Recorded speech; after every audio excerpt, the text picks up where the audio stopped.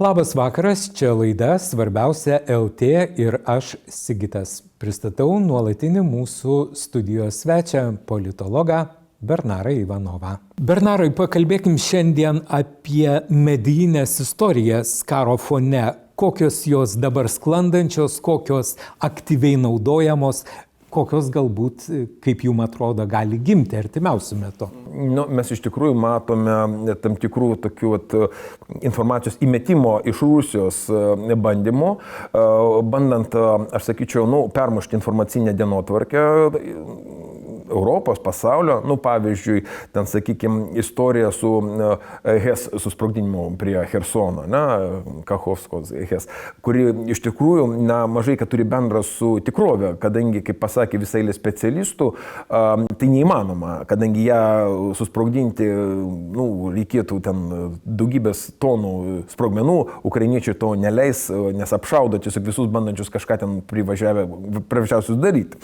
Tai čia grinai medinė istorija siekiant parodyti, kad girdi, matai, mes čia gelbėm žmonės, evakuojam iš Hersono jos, o čia negeri ukrainiečiai bando. Bet ta istorija iš karto buvo atmesta ir, žinoma, po to viso melo, kurį girdėjo vakarai ir Europa, Amerika iš Rusijos, kai jie tenais mušėsi į krūtinę ir sakė, mes nepulsim dar porą dienų iki karo, ar ne? Viskas suprantama. Toliau Šoigu istorija iš tos pačios serijos apie purvinąją branduolinę bombą, kuris tenais pradėjo skambinėti vakarų atstovams ir pasakoti, kad girdi ukrainiečiai čia ruošia bombą, kad gali driokstelti, gali atsitikti, mes labai čia dėl to susirūpinę. Ir jam atsakymas iš karto ateina apie tai, kad tamsta ir apie tai, kad karo nebus. Dar mūsų ministram, kurie buvo nuvykę, man atrodo, čia Britų gynybos ministras buvo kaip tik išvakarėse karo pas Šoigu ir jis jam aiškino, kad mes nepulsim, nieko tokio nebus ir taip toliau. Žodžiu, visą tai atsimuša, žinoma, į sieną ir savo tikslo nepasiekė. Nepavyksta, sakykim taip, Rusijos propagandistams ir valdžios atstovams išmušti iš vėžių šiuo atveju būtent tos dienotvarkės vakarų, paramos Ukrainai. Kitas dalykas, aišku, yra dar tokios medinės istorijos, kurios kyla nežinia dėl ko. Ir nežinia, koks yra jų šaltinis, kaip antai tas garsusis laiškas, kuris bus atšauktas, aš turiu omeny demokratų kongresmenų, 30 asmenų laiškas apie tai, kad girdi, Joe Bidenas turi dėrėtis dėl taikos.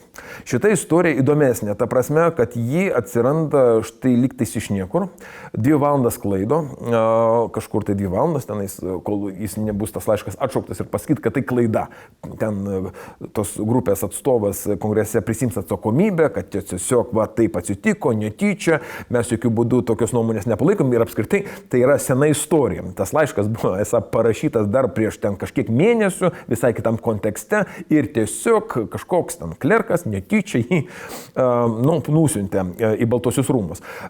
Nežinau, ar galima to tikėti, manau, eilinis bandymas tų tokių tendencijų ir, žinoma, jis padarė, aišku, tokį įspūdį, medinį, susprogusios bombos, tokį įspūdį, kad vis tik pasirodo demokratų partijai tokie dalykai galimi, kad ne tik respublikonai, ten ne tik MAGA, ten visokių tokių izoliacionistinių idėjų pateikia, bet ir šitie įmeta tokią informaciją.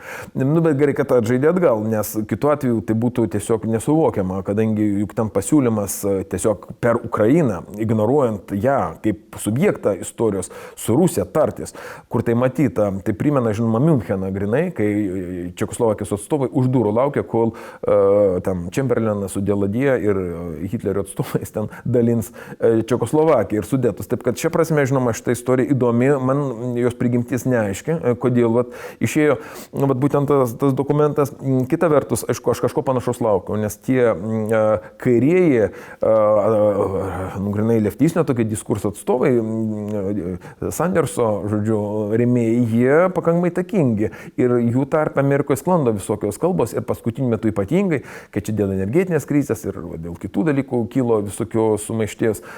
Ir mes matome Makrono irgi tokių pasisakymų, įdomių pasisakymų, ta tema apie dėrybas vėlgi ir apie tai rašo ten Le Figaro, kiti informaciniai ir portalai ir spauda, kad, žodžiu, kažką čia tipo reikia daryti ir kažkaip tai situaciją normalizuoti. Plus, žinoma, į medijinį lauką įtraukiamas ir popiežius, popiežius Pranciškus, kuris, kai kuriais atvejais, aš manau, išnaudojamas politikų tam, kad tiesiog, tokiu būdu sustiprinti kažkokią poziciją. Kita vertus, juk reikia prisiminti, popiežiai visada palaikė taikos idėją.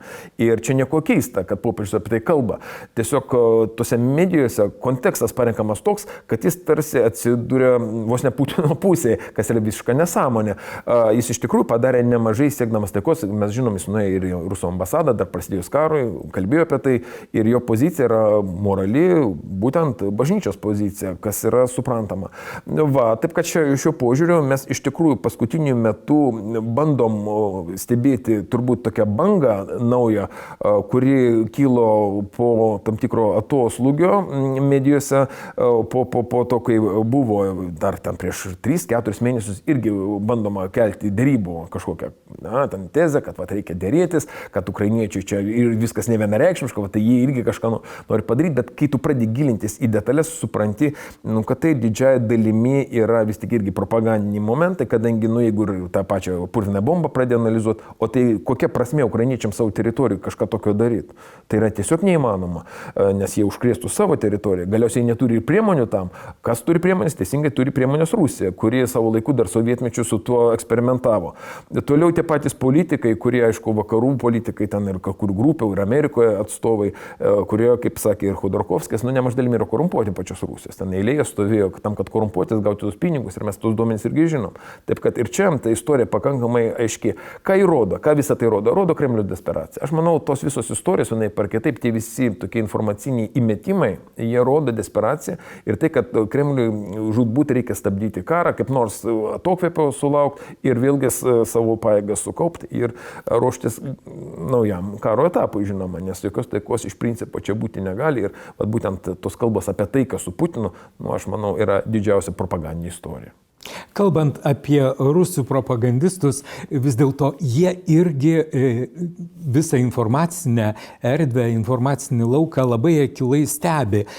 Čia norėčiau prisiminti netokią seną istoriją su Lietuvos kariuomenės vadu Rupšiu, kurio pasakyta, galbūt ir labai atsitiktinai išplitusi frazė apie tai, kad Lietuva negali Ukrainai pateikti tam tikros ginkluotės, iš karto tą pačią dieną buvo panaudota viename iš didžiausių savo propagandinių šaltinių, be komentarų, bet labai vietoj, taikliai. O ten dirba profesionalai, čia nėra ką sakyti. Iš tikrųjų, juk Rusijoje propaganda tai yra antroji armija.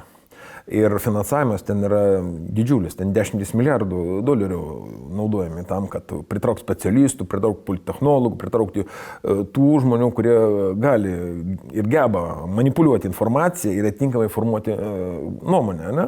Juk mes matom, kokių rezultatų jie pasiekia. Todėl, aišku, reikia labai atsargiai visada kalbėti ir visada labai rinkti žodžius, kai ypač valstybių atstovai, ten ministrai, kažką viešoje erdvėje ištransliuoja.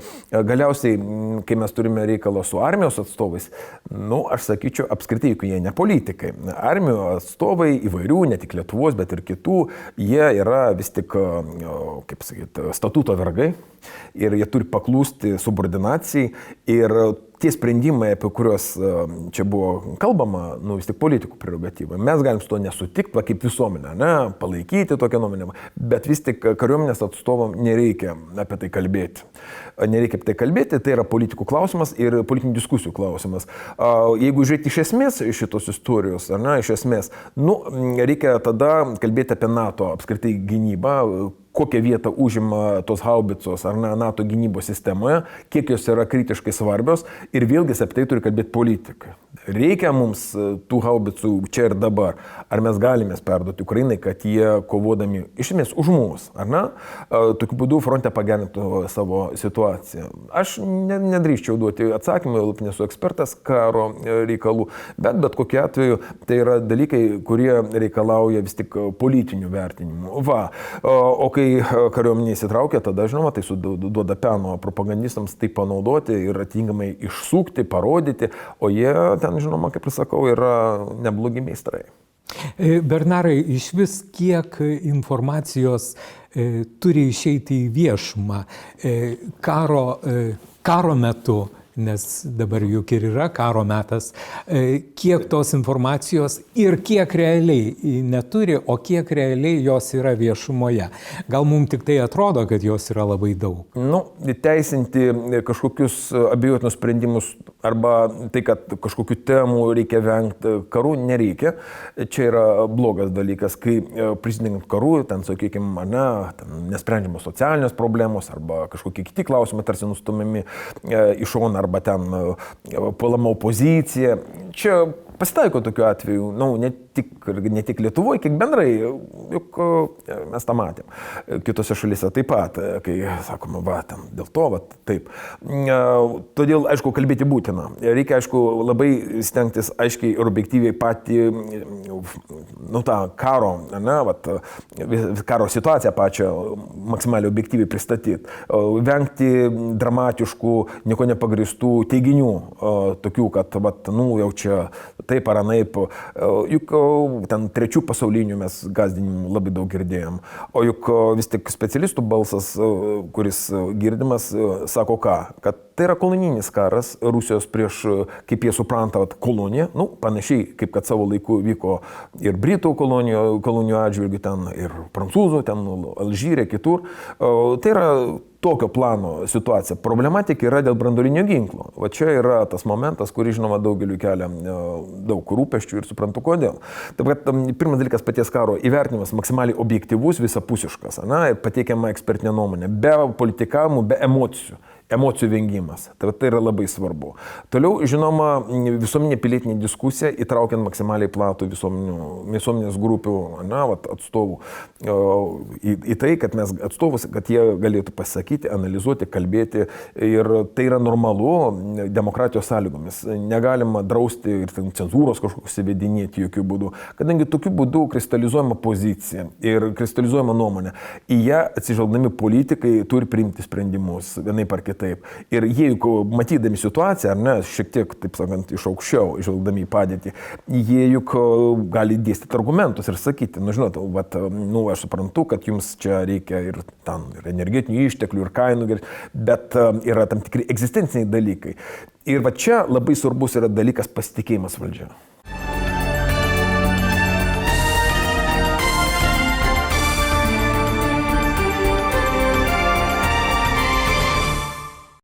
Čia Svarbiausia LT, tęsime laidą. Čia Lietuvoje, sakyčiau, politikos mokslų sritis yra tas sritis, kuri pirmiausia pradėjo žvelgti į propagandą, į dezinformacijos naratyvus. Taip pat istorikai, tai šios mokslų sritis užsiauginę, galima sakyti, raumenis, akademinius raumenis, kuomet kalba apie įvairias propagandos technikas ir informacinius karus. Mes esame daugiau komunikacijos tyrėjai, tai mums labiau rūpi galbūt ta reaktyvioji pusė, kaip tai veikia auditorija, ar tai veikia, ką mes galėtume pakeisti, daryti, padėti žmonėms susivokti šioje aplinkoje ir ką galėtų mokslininkai, žiniasklaida, mokytojai, bibliotekininkai komunikuoti, kalbėti apie tuos procesus, kaip dezinformacija, propaganda teka, juda. Kokia yra visa ši tokia mašinerija, jeigu galime pasakyti. Tai į tai mes daugiau gilinamės, nes ką mes pastebėjome, kad mes jau kurį laiką tikrai žinome, kad kokio tipo naratyvai cirkuliuoja mūsų regione. Jie keičiasi, bet nuolatos pasikartoja tie patys. Sugriauti pasitikėjimą valstybės institucijomis, pasitikėjimą demokratiją, pasitikėjimą virš nacionalinėmis, tai yra Europos institucijomis, parodyti, teikti, kad mūsų valstybė negeba išspręsti kažkokių labai sudėtingų klausimų, kurių tikrai nuolatos kyla. Tai yra nuolatinės rizikos ir jos yra globalios rizikos. Tai bus tai pandemija, sveikatos klausimai, migracijos klausimai, ekonomika, energetikos klausimai ir panašiai. Tai mes žinome iš kitų ankstesnių tyrimų ir iš tų nuolatinių įžvalgų, kurias padaro ir politikos mokslininkai nuolatos. Bet ko mes nežinome, kaip mes į visą tai reaguojame. Aš sakyčiau, mums tikrai yra ką veikti, nes mes neturime dar tokio gilaus žinojimo, kaip tai mus paveikia ir ar paveikia. Galbūt žmogus tikrai yra atsparus, gali, teigdamas, kad moku atpažinti ir pamatyti klaidinančią informaciją, gebės save apsaugoti, neauginti tos dezinformacijos, neskleisti toliau. Tai gerai, jeigu taip yra, bet mes nežinome, kiek tokių žmonių yra.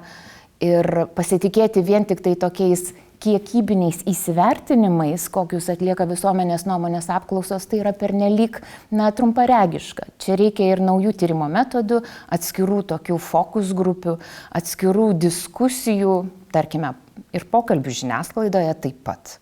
Pati žiniasklaida, jinai yra, galima taip sakyti, labai išsisluoksniavus, labai nevienalytė ir socialinės medijos žiniasklaidos sluoksniuose užima vis didesnį vaidmenį. Ir nebūtinai tai yra profesionalūs kūrėjai, labai dažnai netgi neprofesionalūs kūrėjai, kurie labai drąsiai save pristato ne tik nuomonės formuotojais, bet ir žiniasklaidos atstovais, konkrečiai žurnalistais. Ar mes kažką tai darome, aš turiu galvoje, mes tai pačią profesionalią žiniasklaidą, kažką darome ne taip, kad mūsų vietą vis dažniau užima atsitiktiniai žmonės, o galbūt kaip tik neatsitiktiniai. Labai įdomus pastebėjimas. Iš ties visa viešoji erdvė yra dabar labai tokia tiršta, galime sakyti ir turtinga, nes tikrai yra labai vertingos informacijos, autentiškų įžvalgų, įdomių sprendimų, bet mes turime suvokti, kad visa viešoji erdvė, visa informacija, kuri cirkuliuoja, ji yra, kaip sakau, ir jūs paminėjote tą žodį, tokia daugiasluoksnė. Tai žurnalistai, tai yra ir žurnalistika kaip profesija, ji turi savo profesinį etikos kodeksą, jinai turi savo gaires, ji turi savo misiją. Ir tai, ką prižiūri ir kaip informacijos darbotvarkę konstruoja žurnalistai, tai yra nulemta ir profesinės patirties, ir misijos, ir netgi atskirų redakcijų, tokios redakcinės politikos, kuri redakcija labiau dėmesį kreipia galbūt į ekonomikos klausimus, kita į kultūrą, bendrosios redakcijos visų mums žinomų didžiųjų žiniasklaidos grupių, tai žinoma į tai, kas aktualu, kokie socialiniai, politiniai klausimai aktualūs nūdieną, tą konkrečią dieną. Tai galime sakyti, kad tas tinklas žurnalistų, jie veikia kaip profesinė bendruomenė, kuri tarsi išlaiko tą standartą. Žinoma, įvairių nuklydimų būna ir mes visą tai žinome, ir akylesnis skaitytojas išmoksta jau pamatyti ir masalo antraštės, kurios pasitaiko ir yra žiniasklaidoje sutinkamos, bet į šią areną ateina ir daugybė ir socialinių tinklų kanalų, ir įvairių internetinių portalų, kurie prisistato taip, gudriai, pasakysim. Taip. Ir tikrai mes žinome, kad tokių įvairiausių portalų, tinklalapių yra daug. Jų turinys yra labai retai originaliai sukurtas, tai yra, kaip mes žinome, gali būti jie ir labai stiprus dezinformacijos židiniai, kurie tiesiog mašininėmis, techninėmis priemonėmis verčia informaciją iš, tarkime, labai radikalių amerikietiškosios interneto erdvės portalų. Ir tiesiog tie vertimai būna ganėtinai geri, kad, tikrai skubantis arba labai tą temą susidomėjęs skaitytojas neatkreips dėmesio į detalės. Jie kuria panašų įvaizdį, kad ten yra žurnalistika, imituoja žurnalistiką, tarpsta žurnalistikos žanrų terpėje, manipuliatyviai netgi pateikia tam tikras netgi šaltinių nuorodas, kas atrodytų, kad transliuoja žinutę, kad mes esame atsakingi štai šaltiniai, kuriuos mes naudojame. Jie pateikia netgi nuotraukas, kurias papildo, sakysim, tuos informacinius pranešimus nemelagingais, teisingomis nuotraukomis iš didelių, tarkime, naujienų agentūrų tarptautinių. Ir tokiu būdu sukuria įvaizdį, kad čia yra kažkas rimto. Tai ne akylam skaitytojui, tas, kuris arba kuri turi kažkokį rūpestį, susirūpinę žmonės savo sveikata tikrai ir ta pateikiama informacija gali labai nukreipti tą žmogų į tokį paribį, kuris išties gali būti siūlantis netinkamus dalykus, netinkamą ar gydymosi eigą ir panašiai. Žodžiu, sumanipuliuoti tuo žmogumi. Tai šiuo atveju mes matome, kad tie blogieji veikėjai, jie imituoja žurnalistiką. Jie perima iš žurnalistikos žanrų stilistiką, netgi kalbėjimo argumentavimo būdus. Ką daryti žurnalistikai? Šiuo atveju, aš sakyčiau, tikroji profesionalioji žurnalistika turėtų reaguoti, turėtų labai stipriai mobilizuotis, tarkime, didieji naujienų portalai galėtų drąsiai artikuliuoti savo redakcijos politiką, išdėstyti savo redakcinius principus, nes žmonės to nežino. Niekada, ko gero, dabartinė karta, kuri yra užaugusi jau interneto amžiuje, interneto naujienų, vėliau atėjo socialiniai tinklai, jiems žurnalistika nebuvo kažkas tokio labai artimo, nes vis tiek didžioji dalis to dabarties jaunų profesionalų, žmonių, kuriems yra arti 30 arba šiek tiek daugiau, jie vis tiek užaugę su žurnalistika, kuri gyveno tuomet, tokiam virsmo laike. Kažkas keitėsi, kūrėsi ir to tokio labai aiškaus santykio, kas yra žurnalistika, kokia jos, kokia jos misija, koks pats naujienos konstravimo principas ir ko yra tuo siekiama, kas yra naujienų darbotvarkė. Aš manau, kad mes esame praleidę tą epizodą mokyklose, ugdymo procese. Šeimos reta, kuri turbūt apie tai kalba savo rate.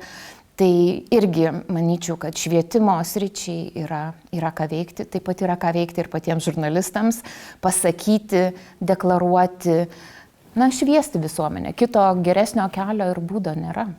O dabar grįžkime šiek tiek atgal į vasaros pradžią, į Lietuvos Respublikos Seimą, kur buvo registruojamas desovietizacijos įstatymo projektas. Ta proga surengtos spaudos konferencijos metu Vytauto didžiojo universiteto teisės fakulteto dekanas, buvęs Lietuvos konstitucinio teismo pirmininkas profesorius Dainius Žalimas, kalbėjo apie tai, kaip demokratinės valstybės turi ir gali apsiginti.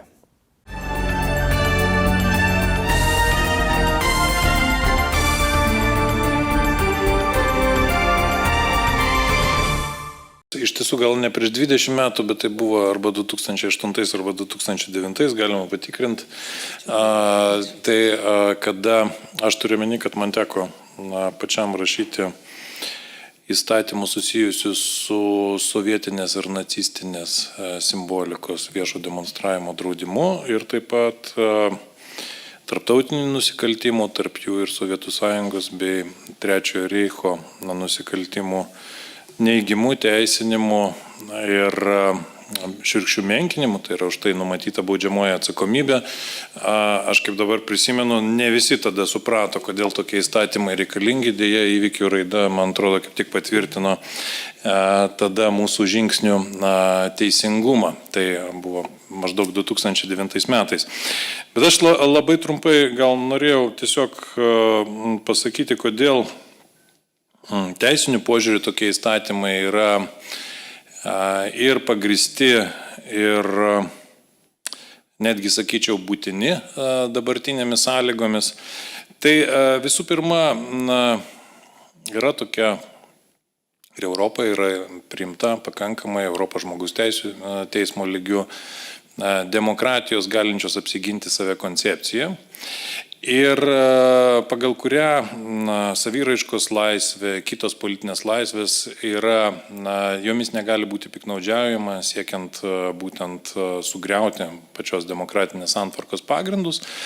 Na ir viena iš tokių grėsmių yra ne kas kita, o autoritarizmo ir totalitarizmo sklaida, beje, ne veltui Europos taryba kaip viena iš grėsmių demokratijai nurodo kai kur demokratijos atsitraukimą ir būtent autoritarinių tendencijų stiprėjimą. Tai aš jau čia nesiplėsiu, aišku, kad Rusijos ir Baltarusijos režimai neišvengiamai yra, aišku, ir autoritariniai, ir ko gero, ir totalitarinių bruožų mes jau dabar galime matyti.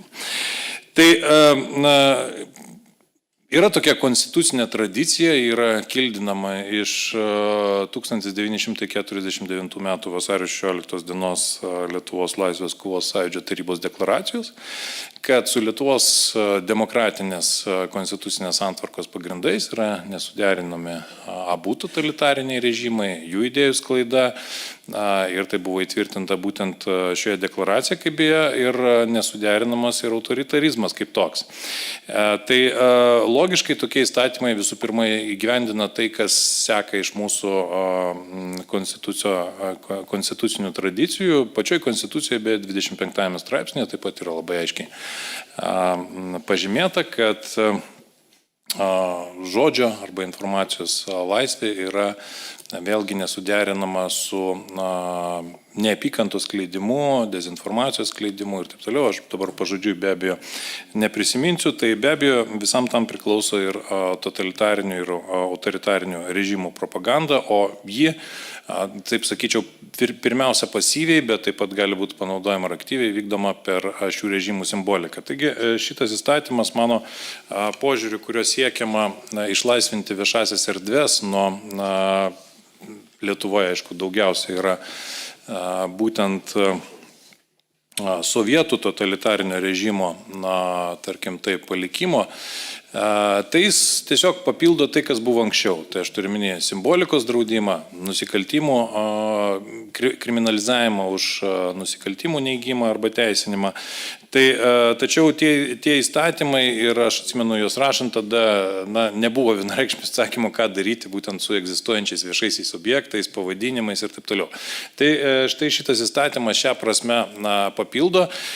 Kodėl mano požiūriu jis dar yra būtinas, tai mes nekartą kalbėdami apie Rusijos ir Baltarusijos atsakomybę už agresiją prieš Ukrainą, man atrodo, jau visiškai pakankamai aiškiai pastebime, kad ta agresija turi labai ryškų ideologinį pagrindą. Ta ideologija galima vadinti įvairiai, gal tokio termino visuotinai dar nėra nusistovėjusi, ar tai būtų rusų pasaulis, ar tai rusizmas, ar rašizmas, kaip kartais taip verčiant sako, bet šiaip iš esmės ta ideologija yra toksai, gal jinai nėra labai nuosekli, bet toksai mišinys sovietizmo su nacistinėmis idėjomis. Tai iš esmės sovietizmo šitą dalį tai atspindi visi šitie sovietiniai simboliai, taip pat, aišku, atitinkamai paminklai, kiti ženklai viešuosiuose objektuose, kuriuos šitas įstatymas turėtų sukurti prielaidas būtent ir panaikinti. Tai tam tikrą prasme mažinamos, sakyčiau, galimybės Lietuvoje šitą ideologiją skleisti ir jai pasireikšti. O kita vertus, aišku, reikia nepamiršti, kad tas įstatymas yra žengia dar šiek tiek ir toliau, kaip ir beje visai neseniai papildytas ir administracinių nusižengimų kodeksas. Tai būtent tą modernėje, jau galima sakyti, tokią neonacistinę simboliką paliečia, nes be abejo ten turime omenyje ir autoritariniai režimai, tokie kaip Rusijos ir Baltarusijos, su savo jau tokiais naujesniais simboliais, kuriuos mes žinom, kurie nebuvo grinai tokie sovietiniai simboliai, kurie netgi tam tikrą prasme yra nukopijuoti būtent nuo Trečiojo reicho. Tai kadangi demokratija turi gebėti ginti save, tai visų pirma tokiomis priemonėmis, kurios yra dar pakankamai, sakyčiau, nusaikios ir minimalios, turėtų būti iš viešųjų erdvių ir viešųjų objektų išgyvendinama tai, kas galėtų būti suprasta kaip toks bent jau neutralus požiūris į totalitarinius ir autoritarinius režimus.